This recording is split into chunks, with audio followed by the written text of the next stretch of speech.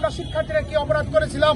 আমার রাষ্ট্রের কাছে প্রশ্ন ছিল, রাষ্ট্র আমাদের বিষয়টি বারবার আমলে নেওয়ার আশ্বাস দিল, আজ পর্যন্ত কোন এই বিষয়টি এই দাবিটি বাস্তবায়ন করার লক্ষ্যে ইতিমধ্যে বিএনপির মহাসচিব থেকে আরম্ভ করে এবং গণ অধিকার পরিষদের সম্মানিত সভাপতি এবং জামাতের আমির সহ তারা লিখিতভাবে সুপারিশ করেছে। আমরা ইউনূস সরকারকে অবশ্যই ধন্যবাদ দেব, কারণ দীর্ঘ 12টি বছর আন্দোলন লড়াই সংগ্রাম চালিয়ে যাওয়ার পরেও কোনোদিনে শিক্ষার্থী সমাজ ইতিমধ্যে সেই রাজপথে লড়াই সংগ্রাম করতে গিয়ে আপনারা জানেন আমাদের অসংখ্য শিক্ষার্থী আহত হয়েছে, মামলার শিকার হয়েছে এবং তাদেরকে জেল পর্যন্ত তাদেরকে দেওয়া হয়েছে। ইতিমধ্যে আপনারা জানেন আমাদের এই শিক্ষার্থীরা রাজপথে আন্দোলন করতে গিয়ে পুলিশের দ্বারা গুলির শিকার হয়েছে, নির্মমভাবে আহত হয়েছে। আপনারা জানেন এই চাকরিতে প্রবেশের বয়সীমাটি আন্তর্জাতিক মান অনুসারে অর্থাৎ 35 আমরা শিক্ষার্থীরা কি অপরাধ করেছিলাম। আমার রাষ্ট্রের কাছে প্রশ্ন ছিল, রাষ্ট্র আমাদের বিষয়টি বারবার আমলে নেওয়ার আশ্বাস দিল, আজ পর্যন্ত কোন এই বিষয়টি শিক্ষার্থী সমাজ আর কোন আশ্বাসে বিশ্বাসী নয়, কোন সুপারিশে বিশ্বাসী নয়। আমরা প্রজ্ঞাপন চাই। শিক্ষার্থী ভাই বোনেরা, আমরা এই প্রজ্ঞাপনের মাধ্যমে আমরা রাষ্ট্রকে ধন্যবাদ এবং কৃতজ্ঞতা জানাতে চাই। অনর্থায় বারবার আশ্বাস করা, বারবার আপনারা সুপারিশ কমিটি গঠন করা আমাদেরকে আর পাইচারা করবেন না।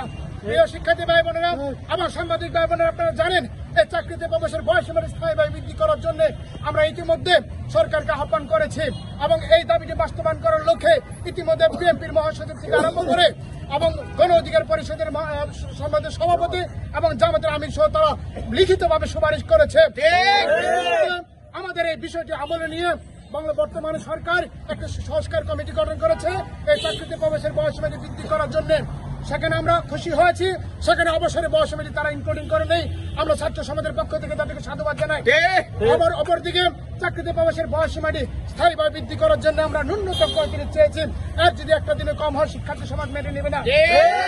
চান যে শিক্ষার্থীরা রাজপথে থাকুক না পড়ার টেবিলে ফিরে যাক, এই দায়িত্ব আপনাদের। আপনারা যদি মনে করেন চাকরিতে প্রবেশের বয়সীমাটি 35 ন্যায্য, ইতিমধ্যে সেটা আপনারা মিডিয়াতে জানিয়েছেন। আমরা জানতে পেরেছি একটা সেই কমিশন দ্রুত সময়ের ভিতরে 7 দিনের ভিতরে একটা সুপারিশ রাষ্ট্রের কাছে বা সরকারের কাছে তারা জমা দিবেন। আমরা বারবার হুঁশিয়ার করে যাচ্ছি চাকরিতে প্রবেশের বয়সীমাটি স্থায়ীভাবে 35 করে দিতে হবে। যেখানে বাংলার আপামর জনগণ এই দাবিটির প্রতি যুক্তিকতা তুলে ধরেছেন, সেই সাথে বিরোধী দলীয় এবং বর্তমানে জনপ্রিয় বিরোধী দল বিএনপি থেকে আরম্ভ করে এবং গণ অধিকার পরিষদ এবং জামাতের আমির থেকে পরিষদ সারা বাংলাদেশের সমস্ত মানুষের ম্যান্ডেট নিয়ে যখন এই কমিশনকে আমরা এই দাবিতে উপস্থাপন করা হয়েছে, অতএব আমার মনে হয় কাল ক্ষেপণ করা উচিত হবে না।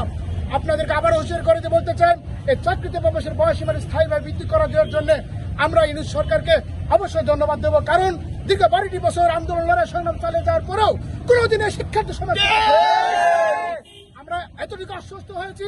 তারা যেহেতু আমাদের সাথে বসেছে, কমিশন গঠন করেছে, আমরা মনে করি এই সরকার অবশ্যই আমাদের দাবিটি আমলে নেবেন। আমরা আগামীতে চাকরিতে প্রবেশের বয়সীমা আগামী 10 তারিখের ভিতরে আমরা সরকারকে আজকের এই মানববন্ধন অনুষ্ঠান থেকে আলটিমেটাম দিয়ে যাচ্ছি। অন্যথায় এর ভিতরে যদি আমাদের প্রজ্ঞাপন আমরা দৃশ্যমান না দেখতে পাই, আগামী 22 তারিখে ইনশাআল্লাহ সারা বাংলাদেশ থেকে শিক্ষার্থী নিয়ে সে শাহবাগ প্রজন্ম চত্বরে আমরা আবারও জানান দিতে চাই। যতক্ষণ পর্যন্ত 35-এর প্রজ্ঞাপন না হবে ততক্ষণ আমরা রাজপথ কামড়ে ধরে বসে থাকবো।